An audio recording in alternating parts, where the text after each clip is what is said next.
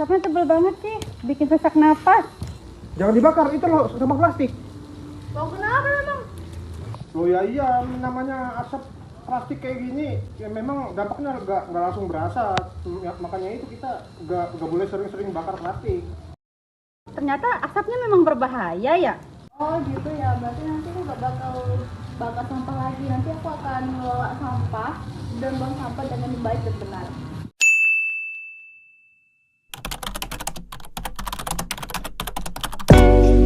Oke, halo teman-teman sekalian. Jadi kalau teman-teman sekalian sudah nonton scene yang ada di pembukaan tadi, itu adalah salah satu contoh daripada toksikologi lingkungan. Jadi mungkin kalau kita lihat orang untuk membakar sampah, terutama sampah plastik, mungkin itu sudah biasa. Tapi sebenarnya itu pun adalah salah satu kegiatan di mana itu bisa menimbulkan yang namanya zat-zat toksik yang berbahaya bagi tubuh. Nah, tapi sebelumnya apa sih itu toksikologi lingkungan? Mari kita bahas mungkin di sini. Apa itu toksikologi lingkungan? Toksikologi lingkungan adalah salah satu ilmu yang mempelajari zat-zat toksik yang tersebar secara merata yang ada di lingkungan kita. Zat toksik itu ada macam-macam. Jadi kita bisa temukan ada di udara, ada di tanah, ada air. Contohnya itu kita bisa temukan adalah kalau di scene pembukaan tadi itu adalah salah satu contohnya adalah polusi udara. Polusi udara itu kita bisa temukan dari yang namanya asap. Asap itu bisa kita temukan di pembakaran sampah, asap pabrik, asap polusi daripada akibat asap motor, atau bahkan asap yang digunakan dari pengguna rokok misalnya.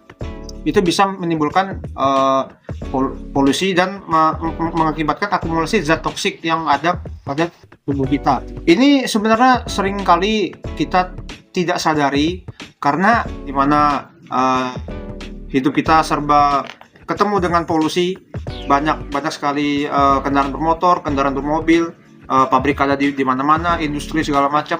Kita pasti tidak akan terpisahkan daripada yang namanya asap. Karena itu untuk di zaman sekarang pasti kita akan bertemu dengan asap. Tapi justru ini salah satu tantangan bagi kita untuk generasi yang hidup di zaman sekarang. Karena paparan asap itu kita sering hirup, akibatnya adalah zat-zat toksik yang kita hirup itu akhirnya berkumpul dalam badan kita dan akhirnya terakumulasi dan timbul yang namanya gangguan kesehatan. Oke, next coba kita bahas apa sih penyebabnya, kenapa zat-zat toksik ini bisa ada di kehidupan kita gitu. Oke, beberapa penyebabnya adalah kalau kita lihat scene yang di pembukaan tadi, salah satu contohnya adalah asap dari pembakaran sampah. Contohnya adalah asap dari pembakaran sampah, terutama sampah plastik. Memang dampaknya itu sebenarnya tidak berasa karena itu sebenarnya yang namanya toksik. Sebenarnya prinsip toksik itu adalah mirip-mirip seperti dosis obat atau seperti kita konsumsi makanan. Jadi segala sesuatu yang berlebihan itu pasti kurang baik bagi badan kita gitu ya. Apapun itu, mau konsumsi makanan ataupun emosi ataupun apapun lah. Segala sesuatu yang berlebihan pasti tidak baik. Jadi untuk prinsip yang namanya toksik itu akan berakumulasi dalam tubuh kita. Jadi ketika toksik itu kadarnya tinggi dan kadar yang tinggi itu akhirnya akan menimbulkan yang namanya kerusakan atau gangguan pada kesehatan bagi tubuh kita. Jadi penyebabnya itu selain polusi asap, bisa juga diakibatkan dari pencemaran air atau tanah. Contohnya pencemaran air misalnya pembuangan limbah dari pabrik ataupun limbah daripada rumah tangga. Limbah-limbah yang berkumpul itu akan terakumulasi dan menimbulkan zat toksik yang baru. Kemudian juga bisa zat yang terakumulasi di tanah, contohnya adalah penggunaan pestisida yang berlebihan.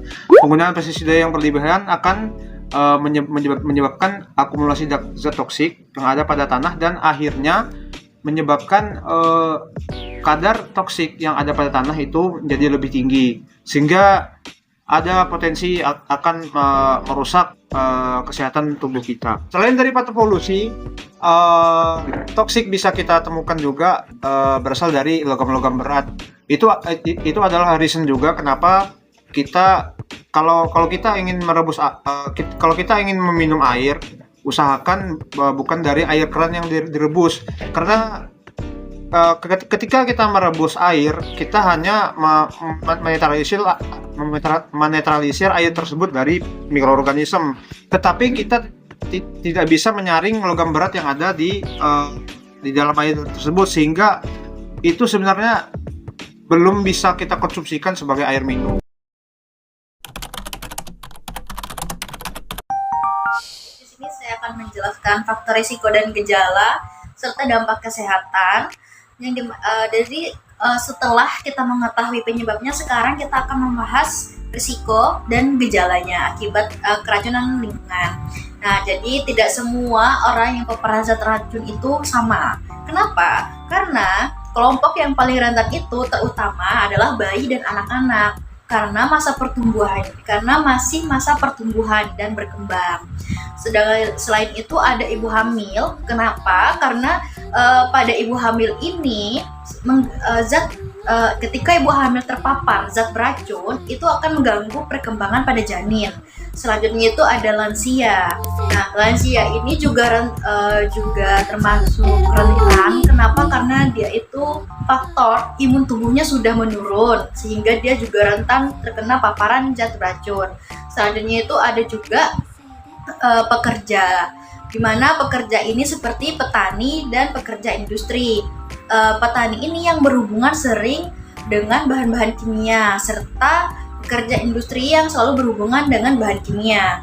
Dan selanjutnya itu ada masyarakat, di mana masyarakat ini tinggal di sekitar kawasan industri yang tempatnya itu dekat dengan pembuangan sampah yang memiliki risiko yang lebih tinggi. Selanjutnya, gejala keracunan itu berbeda-beda tergantung jenis dan lama paparan. Nah, pertama itu ada paparan akut, yang dimana paparan akut ini seseorang mengalami sakit kepala, pusing, mual, muntah, batuk, sesak napas, serta iritasi pada mata dan kulit.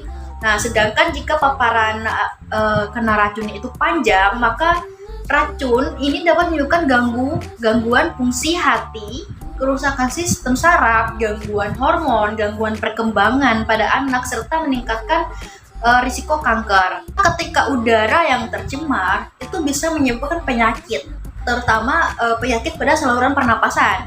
Bisa itu batuk, sesak napas, dan selanjutnya itu jika air yang tercemar itu bisa mengganggu kesehatan masyarakat, yang dimana air itu merupakan sumber utama bagi masyarakat.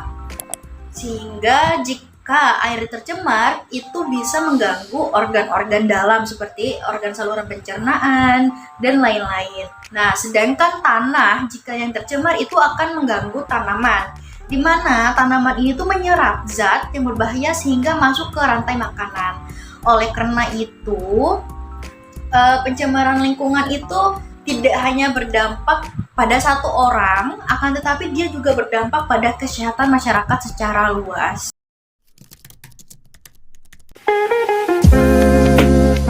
Setelah mengetahui dampak dan juga penyebab dari toksikologi lingkungan, sekarang mari kita bahas bagaimana cara penanganannya. Sebenarnya, pencegahannya itu bisa kita mulai dari kebiasaan kita sehari-hari, seperti menghindari membakar sampah, terutama sampah plastik, juga menggunakan alat pelindung diri saat menggunakan bahan kimia atau pestisida, serta yang paling penting ialah menjaga kebersihan lingkungan di sekitar kita. Dan jangan lupa untuk menggunakan air bersih serta mencuci buah-buahan serta sayuran sebelum kita konsumsi. Jikalau ada seseorang yang diduga mengalami keracunan akibat paparan lingkungan, langkah pertama yang harus kita lakukan adalah membawa korban menjauh dari sumber racun.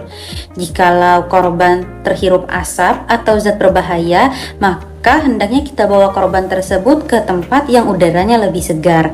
Dan apabila bahan kimia tersebut mengenai kulit atau mata, maka hendaknya kita Aliri dengan air mengalir selama beberapa menit. Dan jangan memaksa korban untuk muntah tanpa anjuran dari tenaga kesehatan. Jika korban mengalami sesak napas, kejang, tidak sadarkan diri, serta terpapar bahan kimia dalam jumlah banyak, maka segera bawa ke fasilitas kesehatan terdekat agar mendapatkan penanganan yang tepat. Itulah cara pencegahan dan pertolongan pertama pada keracunan akibat lingkungan. Semoga informasi ini bisa bermanfaat dan membuat kita semua lebih peduli terhadap kesehatan diri sendiri maupun lingkungan sekitar. Ingat, lingkungan yang bersih bukan hanya membuat hidup lebih nyaman, Tetapi juga melindungi kita dari bahaya dan terkejut.